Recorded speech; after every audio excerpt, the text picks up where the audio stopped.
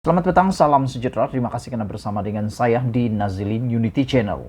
Hari ini kita bercerita tentang isu keselamatan negara yang setiap hari semakin terancam.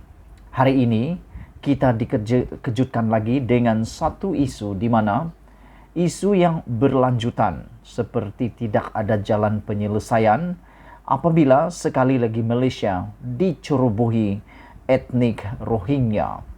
Berita kali ini adalah melibatkan isu kebanjiran etnik Rohingya yang dilaporkan pada hari ini. Tidak nampak jalan penyelesaian apabila perairan negara kita terus diceroboh etnik yang berasal daripada Myanmar ini.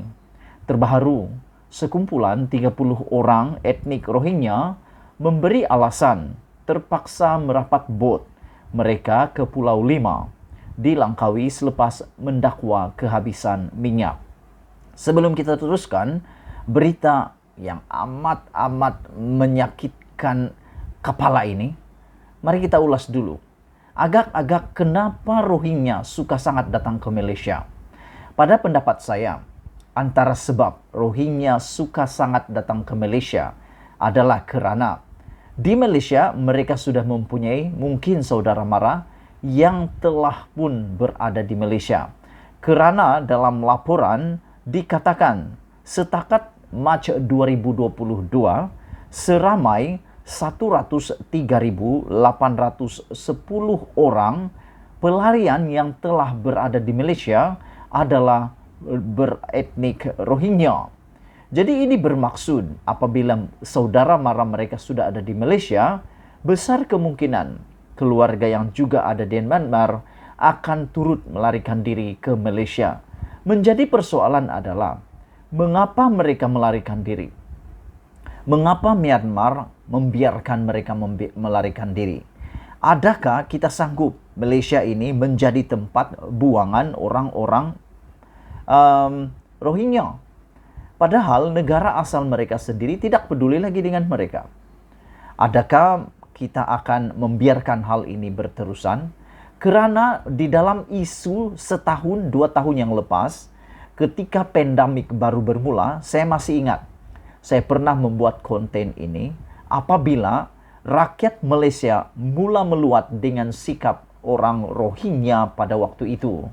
Yang mana ada antara mereka sehingga sanggup dan pernah dan telah menjadikan rumah sewa di mana mereka tinggal menjadi tempat memelihara binatang.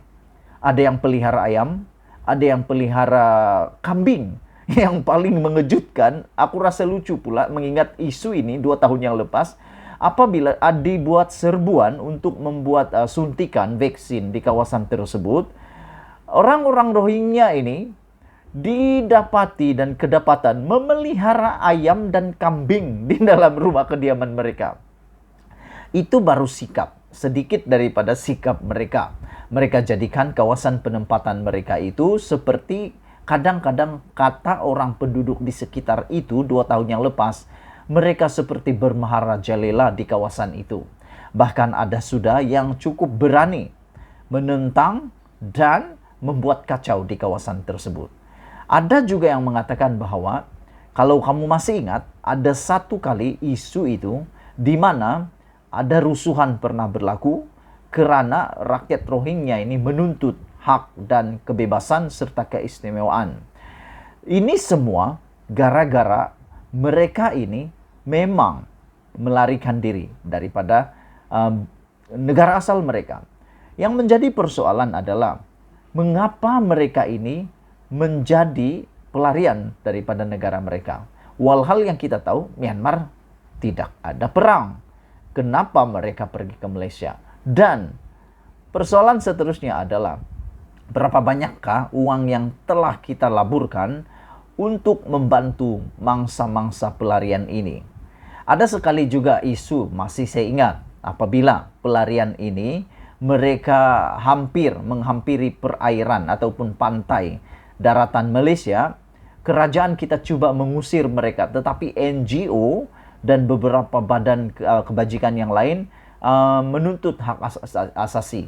Jadi kalau ini berterusan, saya pikir bagus dari satu pihak, tapi perlu ada persetujuan ataupun perjanjian dengan negara Myanmar. Kalau tidak, negara kita akan terus dibanjiri. Terus kedaulatan negara kita akan terus diancam oleh kehadiran etnik Rohingya ini. Terbaru 30 orang etnik Rohingya memberi alasan terpaksa merapat bot mereka ke Pulau 5 di Langkawi selepas mendakwa kehabisan minyak. Dalam kejadian pukul 11.30 malam kemarin itu, kesemua mereka kemudian ditahan polis Marin Malaysia. Mereka terdiri daripada 17 lelaki dan 9 wanita dewasa serta 4 kanak-kanak. Ketua Polis Kedah, Komisioner Wan Hassan Wan Ahmad berkata, siasatan awal ke atas tahanan mendapati bot dinaiki mereka kehabisan minyak.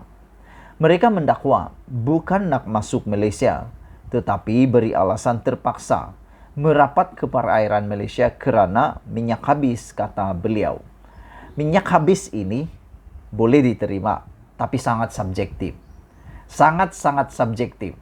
Sebab adakah juga kemungkinan alasan itu digunakan sengaja supaya tidak ditangkap pihak berkuasa?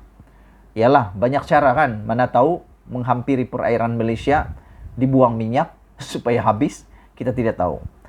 Tapi walau bagaimanapun, alasannya yang diberikan adalah bot habis minyak dan mereka terpaksa merapatkan diri ke kawasan perairan Malaysia atau pantai Malaysia.